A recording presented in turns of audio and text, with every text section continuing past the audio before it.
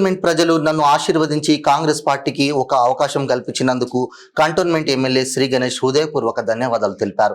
అదేవిధంగా నాకు టికెట్ ఇచ్చినందుకు ముఖ్యమంత్రి రేవంత్ రెడ్డికి ధన్యవాదాలు తెలియజేశారు.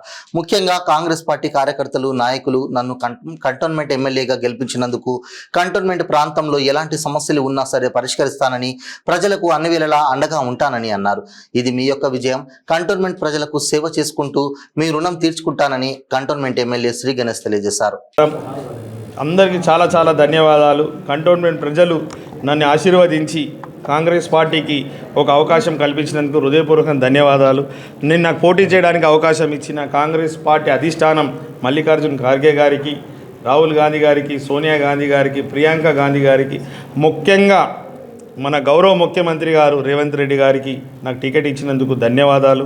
ఈ ఎలక్షన్లో సహాయ సహకారాలు అందించిన పొంగిలేటి శ్రీనివాస్ రెడ్డి గారికి, మైనంపల్లి హనుమంతరావు గారికి, కృష్ణారెడ్డి గారికి, ఇన్ఛార్జిగా వివరించిన రఘునందన్ యాదవ్ గారికి, పల్లె లక్ష్మణరావు గౌడ్ గారికి, వెన్నెలమ్మకి అందరికీ హృదయపూర్వకంగా ధన్యవాదాలు.